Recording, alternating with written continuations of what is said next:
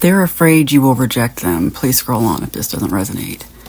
I think this person has a celebration incoming. I think they overcame something and they're about to celebrate. I've gotten an energy lately of people with substance abuse problems or just some other kind of problem. It could be that. It could be that they want to share this with you. I just feel like they got something to triumph about. Like, I just really feel like they have some good news they want to share. I think this is their fear, is that you be the one overanalyzing everything they do or say. This is someone who, I don't know if they really have changed, but they believe they've changed. And I think they know they really hurt you in the past, did something that basically burn a bridge is what they're afraid of. And I think maybe, I'm really I just keep thinking about like 12-step programs, people who make amends and things. And that could be what it is, but this is your discernment, and I'm not telling you to reach out to them. I don't think they really have any ill intentions. And I think that could be the overanalyzing too. Like if you hear from them, you probably might think, well, they just want money or whatever it was they wanted before. And maybe they don't. Now, again, use your discernment. If someone came into your head, then this is for you. But if not, okay, speak the truth in love.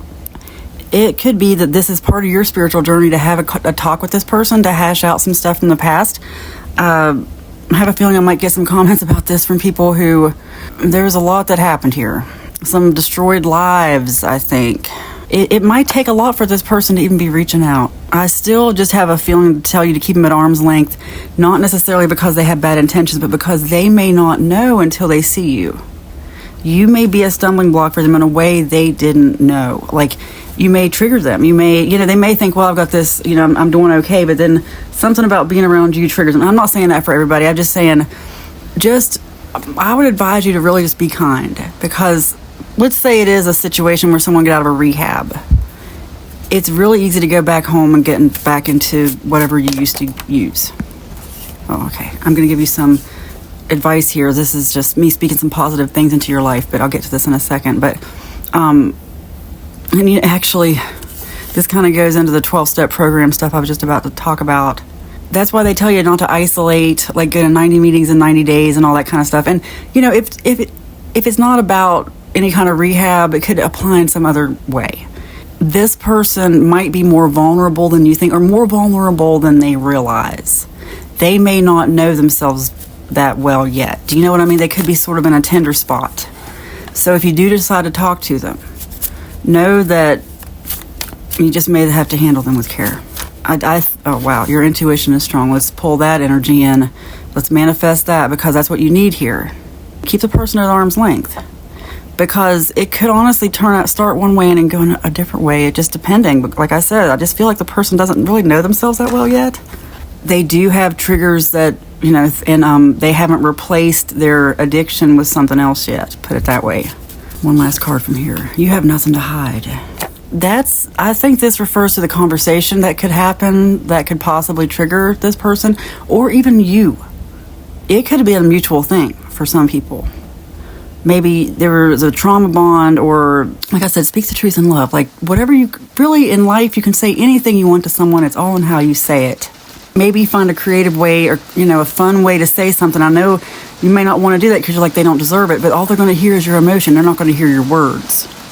And the emotion may spark something, and then it may, I'm just feeling like an argument here, and that's what I'm saying. Like, it's all about the tone of the conversation. If you don't think that you can be as kind and gentle as possible to this person, then I wouldn't meet with them. I would just say, no, I just don't think it's the right time, maybe someday, or not, whatever. It's whatever you want to tell them, but I would just still be nice to them, because I think that even though they have good intentions, it doesn't mean they might not fall back into old patterns and maybe accuse you of, having something to hide. And this person really wants to change. Your rejection of them right now is part of their path. It's all up to you. But I think that's their fear, and they probably wouldn't even blame you if you did, because they're probably thinking, well, I'd reject me too. But that's the problem with cancel culture, and it's something I really only hear the younger people online talking about. Those of us who are more mature realize that any of us could be canceled at any time, including these people who are canceling everybody. That's why they live in fear of being canceled themselves. I mean, none of us are perfect. I believe in having mercy for people. I'm not trying to say let them walk all over you again or anything like that. But I do know people can change if they really want to. And they shouldn't be beaten up for past mistakes like that over and over and over again. As long as a conversation can be high vibe And maybe even not alone, maybe even with other people. Sometimes that's what you need. One time there was someone I was around, and the only way we could really get along with each other is if my dogs were there. Otherwise, we would just argue. It was horrible. But the dogs were just like a buffer. And it was someone I had to talk to about something. It could be that you just need to talk to this person in someone else's company. Possibly just, like I said, use your discernment. Possibly as a witness. You know what I mean? So you can prove you have nothing to hide. You can prove, anyway, I'm just getting some interesting energy here, and I know how it is to deal with certain people. I'm just saying, this challenge, this person accepted the challenge, but I think this person has been a big challenge for you. And you do not have to accept this challenge. This is totally up to you. This may be a challenge for you to ask yourself where you are on your journey with whatever this is. If this triggers something in you, this just may be a test for you. So keep that in mind. Your intuition is strong. It is spoken, it is written, and so it is. Amen.